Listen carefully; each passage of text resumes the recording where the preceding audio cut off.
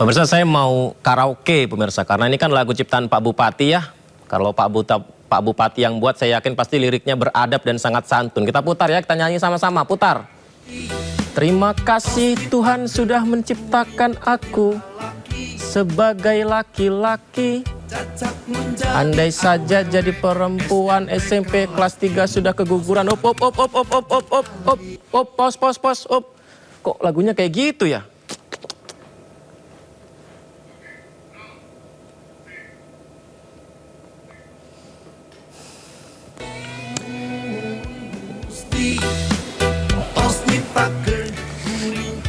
Saya agak panik tadi membaca lagunya nih, aduh, melewati batas ya sepertinya ya. Saya jadi bingung mau ngomong apa. Tadinya mau karaoke, tapi ternyata lagu yang judulnya Lelaki Langit, Lalanang Bejat, ini kok ternyata isinya seperti itu ya. Jadi lagu ini juga ternyata menuai kritik di media sosial, bahkan disomasi karena dinilai seksis terhadap kaum perempuan. Oh, pantesan. Jadi Bupati Purwakarta Saiful Bahri bin Zain minta maaf dan menjelaskan lagu itu awalnya dari puisi dan dibuat tahun 2020, bukan saat diangkat menjadi bupati.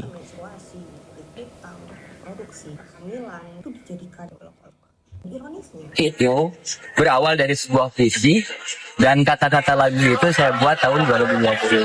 Artinya pada saat itu dibuat oleh seorang Om Jen, seorang pengembara yang pada saat itu saya lagi tersesat. Bukan oleh Om Jen, seorang bupati. Di lirik dalam lagu itu mengungkapkan apa Om Jen? Ya kan, perjalanan spiritual orang tuh berbeda-beda. Bisa hidup seorang itu kan berbeda-beda. Cerita cinta seseorang berbeda-beda. Cerita asmara seorang berbeda-beda. Cerita rumah tangga seorang berbeda-beda. Termasuk cerita tentang pengembaraan hidup saya. Yang pada saat itu menurut saya ya, dalam kategori beragatif, kategori nakal. Sehingga saya merenung dan berpikir, ya Tuhan, untung saya diciptakan jadi laki-laki. Kalau jadi perempuan bagaimana jadinya saya. Itulah yang mau saya ungkapkan pada saat itu. Karena saya jadi laki-laki pun pada saat itu rambut saya kan panjang. Apalagi jadi perempuan, ya kan gitu ya. Dan hal-hal lainnya termasuk yang ada dalam lirik lagu. Om Jen kan ada jeda tuh, itu puisi dari tahun 2020 dan menjadi lagu pada baru-baru ini. Itu prosesnya gimana sih Om Jen? Ya kan, puisi sering saya bacakan pada saat itu. Nah tahun 2023 masih belum saya jadi bupati loh. Ada seorang seniman, Om, ini kita aransemen jadi lagu ya, kan gitu. Ya oke, masalah. Tapi saya nggak mau bayar ya, saya bilang saya gratis. Ya oke. Nah lahirlah sebuah lagu, Lelaki Langit, Lalanang Bejat, yang saat ini menuai kritik dari berbagai pihak. Setelah atau sebagian pihak ya. Setelah ada somasi juga dan proses yang lain, apa tindakan ke depannya dari Om Jen? Ya kalau untuk tadi kata-kata yang dianggap bahwa itu kontroversi, saya minta maaf. Tapi kalau untuk somasi, karena kaitannya ini dengan somasi, saya jadi harus konsultasi dulu dengan. Ya, kalau disimpulkan berarti pengembaraan diri sebelum jadi bupati, jadi seperti apa ya? Karena maknanya itu kan agak bikin saya takut ya ketika saya baca dan juga nyanyikan tadi ya pemirsa. Kita coba lihat deh isi liriknya kayak gimana. Mana yang bagian diduga menyinggung kaum perempuan. Nah ini nih pemirsa, Anda bisa baca sendiri ya. Jadi lirik lagu yang ramai diperbincangkan di media sosial, ada beberapa kata dalam lirik lagu yang diduga melecehkan kaum perempuan. Kita baca yang awal-awal aja ya, pembukanya ya. Terima kasih Tuhan sudah menciptakan saya jadi laki-laki, andai saja jadi perempuan, SMP kelas 3 sudah keguguran 7 kali. Aduh. Dan masih banyak lagi lah kata-kata lain dalam lirik yang saya nggak berani buat bacanya karena sepertinya kurang pantas ya.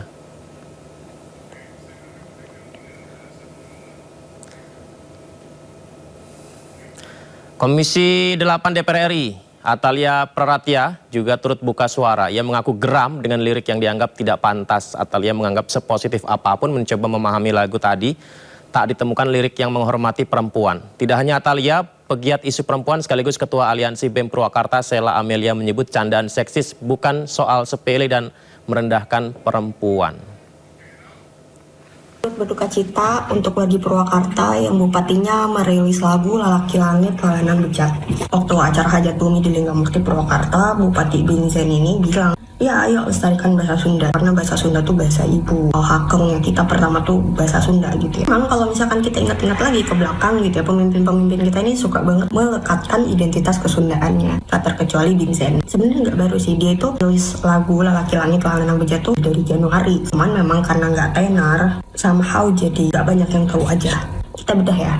Terima kasih Tuhan telah menciptakanku sebagai laki-laki. Sebab kalau aku jadi perempuan, sampai kelas 3, aku udah keguguran 7 kali. Makasih Tuhan sudah menciptakanku sebagai laki-laki. Aku jadi gak usah beli kutang yang busanya lebih besar dari payudara. Terima kasih Tuhan sudah menciptakanku sebagai laki-laki. Tak usah berkeliling apotek kalau telat datang bulan. Kalau misalkan kita lihat lagu itu merupakan bentuk syukur seseorang telah diciptakan sebagai laki-laki. Tapi kemudian apakah layak kita menuturkan syukur kepada sesuatu yang adilukung, kepada sesuatu yang kita agung-agungkan dengan konstruksi lirik yang superior abis, dan kenapa menstruasi, likutang, reproduksi, kehamilan itu dijadikan olok-olok. Jangan bawa-bawa identitas kesundaan, jangan bawa-bawa budaya kesundaan kalau misalkan kamu cuma ingin mengolok-olok perempuan. Karena sebagai perempuan aku merasa tak aman, sebagai orang Sunda aku merasa dipermalukan.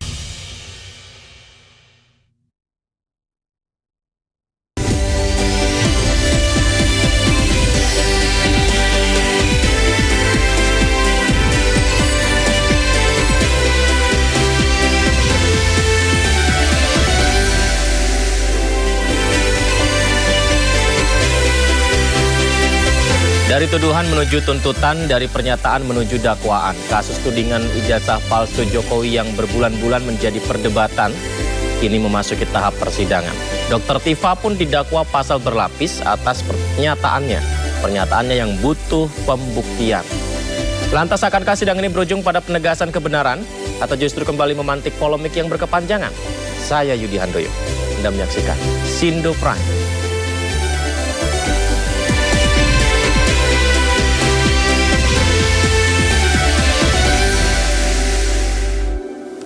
Pemirsa, kelompok kriminal bersenjata diduga membakar pesawat perintis yang diawaki seorang pilot membawa 7 penumpang milik Associated Mission Aviation di Bandara IPDI Kabupaten Yahukimo, Papua Pegunungan. Sementara itu proses evakuasi belum dapat dilakukan TNI Polri karena terkendala medan yang sangat sulit dijangkau. Pesawat jenis Pilatus milik Associated Mission Aviation dilaporkan dibakar di landasan oleh KKB di distrik Sobaham, Kabupaten Yahukimo, Papua Pegunungan, Kamis pagi tadi. Pesawat dengan nomor registrasi PKRCY hilang kontak saat terbang dari Bandara Wamena menuju lapangan terbang IPDI. Pesawat diketahui mengangkut 7 penumpang serta pilot berkeluarga negara Amerika Serikat Nicholas F. Gozlin yang diduga menjadi korban tewas dalam peristiwa itu. Sementara itu proses evakuasi dan olah tempat kejadian perkara belum dapat dilakukan karena terkendala medan yang sangat sulit dijangkau. Ada faktor cuaca, kabut tebal, serta kondisi geografis ekstrim berupa pegunungan. Ini menjadi kendala utama tim.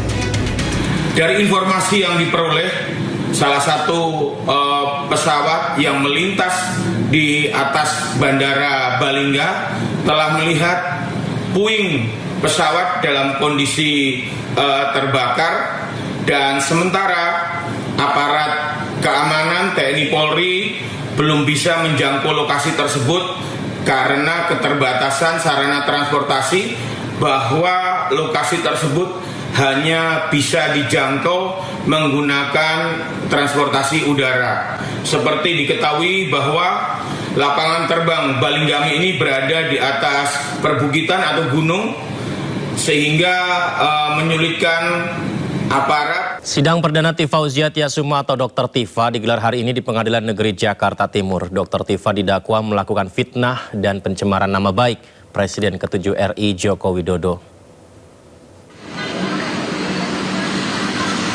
Di sidang pertamanya Dr. Tifa didampingi 25 kuasa hukum.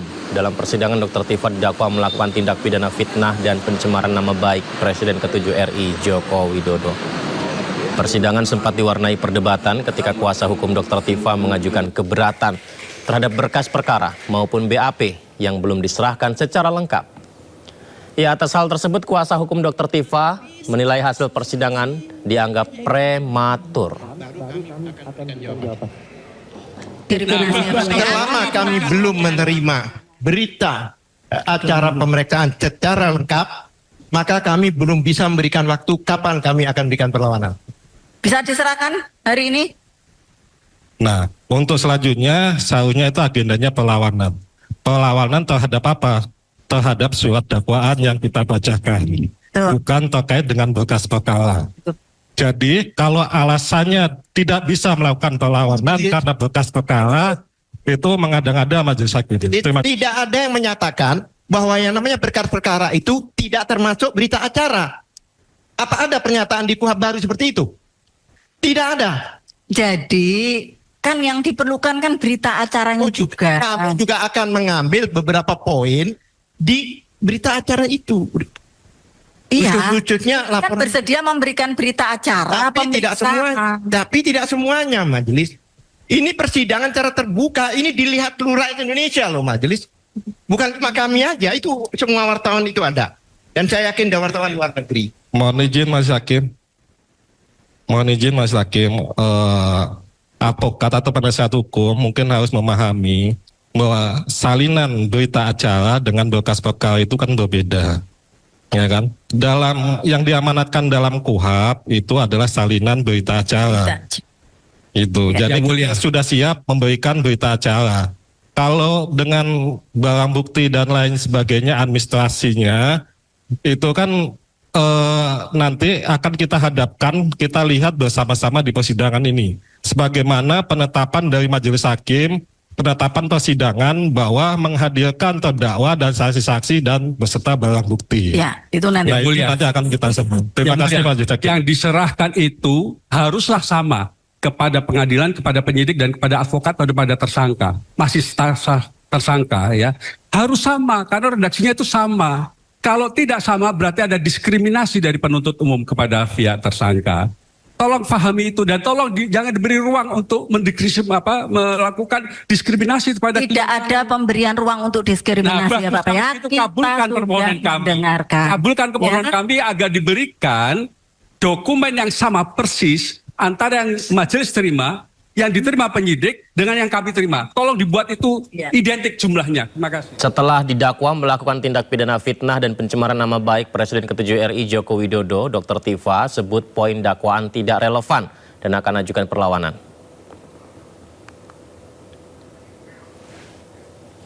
Usai jalani sidang dakwaan, Dr. Tifa bersama 25 kuasa hukumnya menghampiri awak media memberikan respon terkait hasil sidang. Dr. Tifa beropini bahwa dakwaan tindak pidana fitnah dan pencemaran nama baik terhadap Joko Widodo adalah hal yang tidak relevan. Ia menegaskan bahwa apa yang disampaikan selama ini merupakan pendapat ilmiah berdasarkan keilmuan yang dipelajari.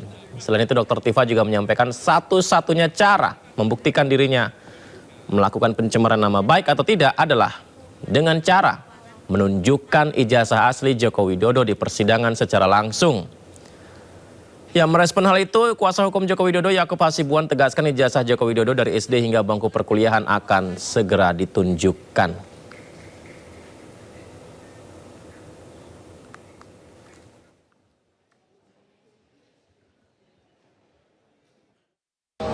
Pertama adalah berkaitan dengan ilmu saya, ilmu anatomi morfologi yang memang sudah saya sampaikan di dalam iNews 29 April 2025. Saya diundang sebagai ahli, di mana di situ saya memberikan penjelasan tentang bagaimana saya melihat dari dokumen yang beredar atau benda digital yang beredar di internet yang banyak orang mengatakan itu sebagai ijazah Joko Widodo.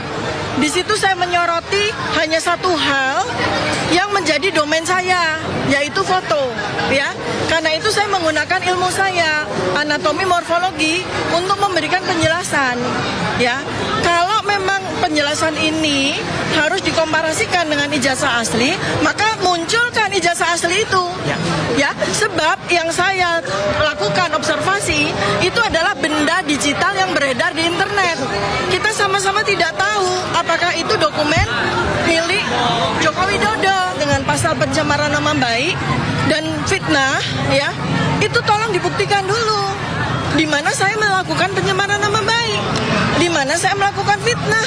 Karena yang saya bicarakan, yang menjadi objek kajian saya, yang menjadi objek observasi saya itu benda digital yang beredar di internet. Ya, jadi bagaimana caranya agar Pak Joko Widodo itu membuktikan bahwa saya melakukan pencemaran nama baik, bahwa saya telah memfitnah, maka Pak Joko Widodo wajib untuk menunjukkan ijazah aslinya, bukan di sidang, bukan hanya di sidang, tapi juga di publik. Oleh karena itu, karena ini adalah delik aduan juga, pencemaran nama baik dan fitnah, maka Pak Joko Widodo mutlak wajib hukumnya hadir di persidangan. Timnya Abang? Ya, memang bahan yang laporan kami adalah 3235 ITE dan kemudian 433, 434 yang KUHP baru juga. Kalau dulu 310, 311. Memang sudah sesuai dengan laporan kami dan kami juga mengapresiasi sekali penuntut umum dakwaannya sangat komprehensif yang menurut kami juga sudah mewakili kepentingan Pak Jokowi. Jadi mudah-mudahan pembuktiannya juga nanti bisa maksimal sehingga cepat nanti kita mendapatkan keputusan yang bisa. Pemirsa, Ketua Ikatan Jurnalis Televisi Indonesia atau IJTI, Heri Kurniawan menyoroti langkah jaksa yang memasukkan tayangan program rakyat bersuara iNews TV sebagai materi dakwaan perkara pidana kasus ijazah Jokowi. IJTI menilai langkah itu berpotensi mengancam kebebasan pers dan menjadi contoh buruk bagi perlindungan karya jurnalistik di Indonesia. Harusnya jaksa itu mengumpulkan bukti di luar karya jurnalistik, karena karya jurnalistik adalah ruang yang berbeda. Gitu, dia bisa diberikan sebagai alat bukti, sebagai barang bukti di pengadilan. Ini akan sangat berbahaya sekali bagi pelindungan kemerdekaan pers di Indonesia. Ini akan menjadi sebuah presiden yang buruk. Besok lusa atau kapan-kapan lagi tidak akan ada narasumber lagi yang mau terbuka terhadap masyarakat atas informasi yang seharusnya mereka berikan kepada publik. Ini sangat berbahaya dalam jangka panjang. Ini akan merusak demokrasi. Kami kecewa atas dimasukkannya materi-materi karya jurnalistik sebagai bagian dari dakwaan dalam kasus. Baik, kita tinggalkan dulu informasi tadi pemirsa. Kita ke laporan dari Jawa Barat di mana penyidik Polda menggelar rekonstruksi kasus penganiayaan terhadap gadis YT oleh tersangka Taufik Hidayat. Salah satu adegan menunjukkan tersangka menganiaya menggunakan golok dan menyundutkan rokok ke tubuh korban.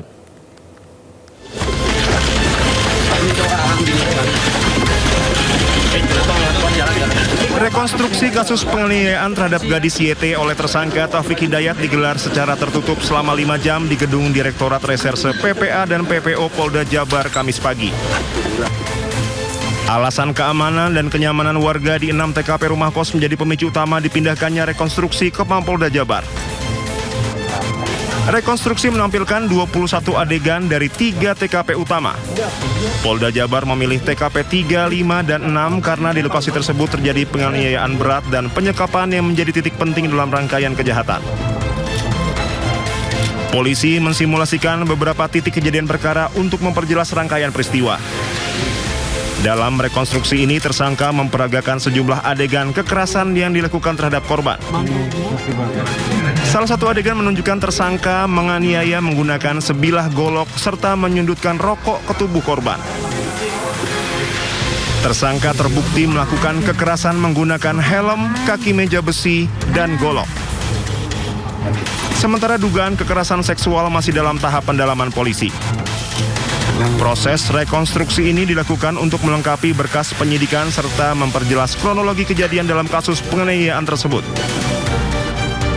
Polda Jabar menerapkan pasal berlapis kepada Taufik Hidayat, yakni pasal 466 ayat 2 KUHP terkait penganiayaan berat dengan ancaman 5 tahun penjara, serta pasal 451 KUHP tentang penyanderaan dengan kekerasan yang membawa ancaman pidana hingga 12 tahun.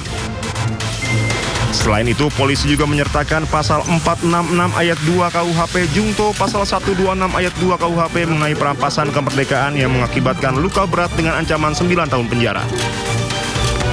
Dari Kota Bandung, Jawa Barat, Yuan Pangestu, iNews melaporkan. Rekonstruksi kasus penyekapan dan penganiayaan berat yang dilakukan tersangka Taufik Hidayat kepada gadis YT menampilkan 21 adegan dari 3 TKP utama. Tersangka terbukti melakukan kekerasan menggunakan helm, kaki meja besi, bahkan dengan golok. Sementara dugaan kekerasan seksual masih dalam tahap proses penyelidikan, pendalaman oleh pihak kepolisian. Gelar perkara, rekonstruksi sudah berjalan dengan baik, lancar, dan alhamdulillah tidak ada penolakan dari tersangka, dan tersangka mengakui semua perbuatannya di 6 TKP.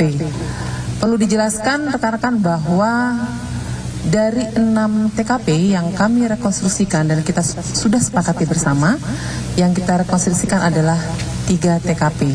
TKP 3, 5, dan 6. Demikian rekonstruksi yang sudah berjalan lancar. Kemudian nanti kita tindak lanjuti dengan penandatanganan berita acara rekonstruksi yang semua pihak menandatangani berita acara tersebut. Karena 3 TKP itulah yang menjadi sentral poin penting terjadinya penganiayaan dan penyekapan. Kalau TKP 1 dan 2 memang terjadi, 1 belum, yang kedua masih ya penganiayaan ringan, tampar-tampar, itu aja lah. Tapi mulai TKP 3, 5, dan 6 di situ mulai terjadi penganiayaan berat. Kalau TKP 3 itu sudah mulai terjadi penyekapan sampai TKP terakhir di TKP 6. Total tadi 21 adegan. Ada rekonstruksi soal kekerasan seksualnya nggak? Saat ini belum ada dan itu masih dalam proses. Tadi kita sudah diskusi bersama dengan Pak Jaksa dan LPSK, dan di situ sudah kita ada kesepakatan bersama untuk kita tetap mendalami dan mencari bukti-bukti, dan bila ada kita akan mempersangkakan penambahan pasal terhadap pelaku. Jadi tidak usah takut. Di antaranya yang memukul dengan helm, kemudian dengan ada kaki meja itu besi yang TKP terakhir, kemudian ada dengan golok, dan memang kan korban tidak terlampau mengingat ya karena ada kondisi buta, dia sih bilangnya dengan seperti benda tajam itu, tapi dengan TKP yang kita temukan matching itu dengan meja yang ada kakinya besi. Jadi mukanya juga dipakai tangan kosong dengan telapak tangan di pelipis itu dilakukan. Ya, sangat sadis sekali ya pemirsa. Sedikitnya ada 21 adegan proses rekonstruksi kasus dugaan penyekapan dan penganiayaan berat terhadap perempuan YTR yang dilakukan tersangka Taufik Hidayat. Rekonstruksi melibatkan 6 tempat kejadian perkara. Ada 6 TKP. Dihadiri petugas Direktorat PPA Polda Jawa Barat, Jaksa Penuntut Umum, dan juga kuasa hukum kedua belah pihak. Menyaksikan.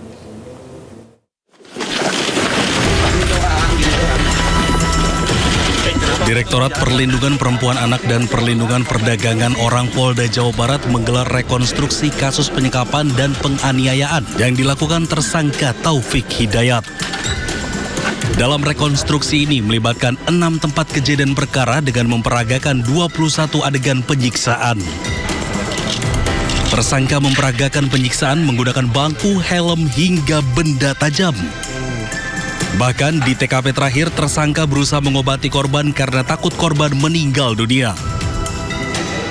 Diharapkan usai dilakukannya proses rekonstruksi ini, penyidik Polda Jawa Barat bisa mengirimkan berkas tahap 1 kepada pihak Kejaksaan Tinggi Jawa Barat.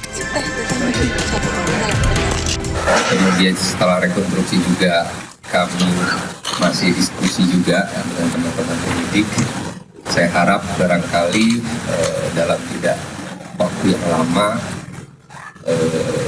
penyidikan ini bisa kemudian dilanjutkan dengan pengiriman berkas tahap 1 kepada kami Kejaksaan sebagai jaksa peneliti untuk barangkali sama-sama lagi nanti kami jaksa peneliti dengan penyidik untuk berkoordinasi dan mendiskusikan jalan seperti itu. Sebelumnya penyidik juga sudah meminta keterangan tambahan dari korban. Total 25 saksi sudah diperiksa termasuk korban dan saksi ahli. Selain kasus penyekapan dan penyiksaan sadis, Polda Jawa Barat ternyata juga menerima laporan perampasan motor dengan Taufik Hidayat sebagai terlapor. Perampasan motor terjadi saat Taufik Hidayat bekerja sebagai penagih utang. Dari Kota Bandung, Jawa Barat, Yuan Pangestu, iNews melaporkan. Ya, kita bisa masih ingat ya bagaimana kondisi korban yang sangat mengenaskan, di mana kondisi korban penyekapan penganiayaan YTR saat ini sudah mulai membaik kondisinya pemirsa. Dan saat ini korban menjalani perawatan intensif di Rumah Sakit Hasan Sadikin Bandung. Fokus tim medis adalah menghilangkan infeksi sebelum melakukan operasi rekonstruksi wajah dan kaki. Jadi setelah menjalani perawatan selama 2 pekan lebih, dokter yang menangani YTR mengatakan kondisi pasien mengalami perbaikan. Meski masih terdapat infeksi-infeksi di wajah dan tubuhnya. Jadi akibatnya tindakan operasi rekonstruksi yang harusnya sudah dilakukan seperti tangan dan kaki, ini belum bisa dilakukan. Jadi tim medis RSHS Bandung menargetkan akan memulai tahap rekonstruksi pada minggu ketiga. Tim dokter juga sudah menyusun jadwal perawatan YTR hingga 1 tahun ke depan. Direktur Utama RSHS Bandung menyebut infeksi yang terlalu lama yang dialami YTR dapat menyebabkan sepsis pemirsa. Alhamdulillah senang sekali, terima kasih Pak Kapolda. Fokus untuk meredakan infeksinya ya. 2 minggu ini sudah perbaikan tapi belum sempurna. Jadi belum habis ininya. Jadi kami belum bisa mulai mengoperasi atau rekonstruksi tadi ya. Insya Allah kalau minggu ketiga nanti sudah ini kita akan memulai rekonstruksi ya dari mulai wajah dan itu dischedulekan sekitar hampir sama kaki hampir 1 tahun. Ya, dari kemarin kan ada isu bilatung mungkin di bagian kepala korban itu kan infeksinya udah terlalu lama dan itu begitu datang kami sudah tidak apa-apa lagi langsung karena itu bisa sepsis jadi umumannya bisa menyeluruh masuk ke saudara sehingga bisa meninggal makanya pertama pertolongannya tadi kami memberikan.